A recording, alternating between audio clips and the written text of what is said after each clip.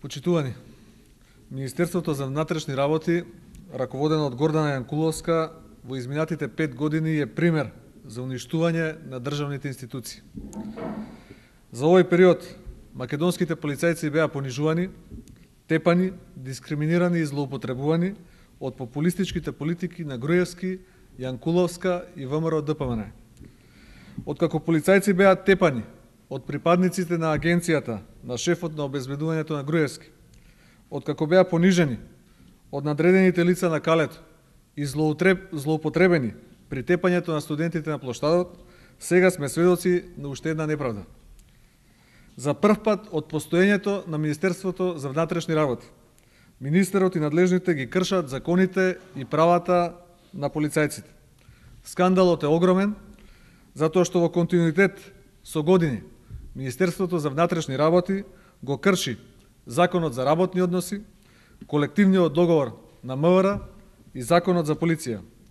СДС има докази дека заклучно со март 2011 година МВР има добиено повеќе од 2500 тужби од преку 5000 припадници на полицијата.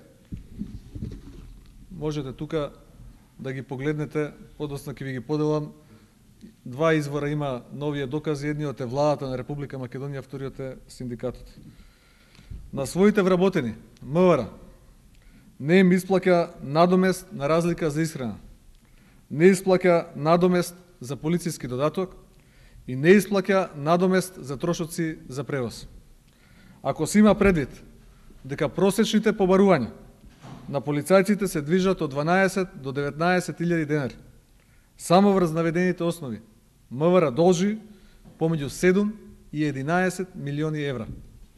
Никој, па дури ни самото МВР, не знае колкава би била финансиската штета ако на оваа сума се додадат трошоците за камати и судските трошоци за загубени постапки. Јанкуловска не само што работела спротивно на законот, туку е виновна и затоа што нејзиното неодговорно работење ќе доведе до плаќање на дополнителни финансиски пенали. Министерката добро знае дека сите тужби се законски оправдани и дека имаат правна основа.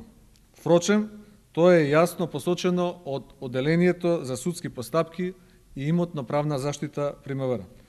Јанкуловска не само што не ги почитувала законите, не само што ги понижила полицајците и ги лишала од нивните права, туку направила и огромна финансиска штета на МВР, односно на буџетот на Република Македонија, што само по себе е кривично дело.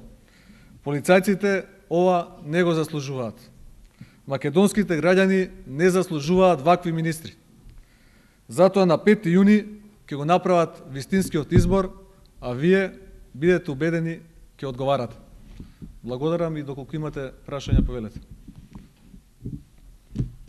Дали имате информација дали има некоја пресуда во корист на председниците на МВР односно овие тужби кои што ги Значи, има информација на владата и има заклучок на синдикатот, каде што јасно е ставено на знаење дека тужбите се законски издржани. Можам да ви ги поделам подоцна ако сакате. Друго прашање некој? Доколку нема, ви благодарам и се гледаме следниот пат.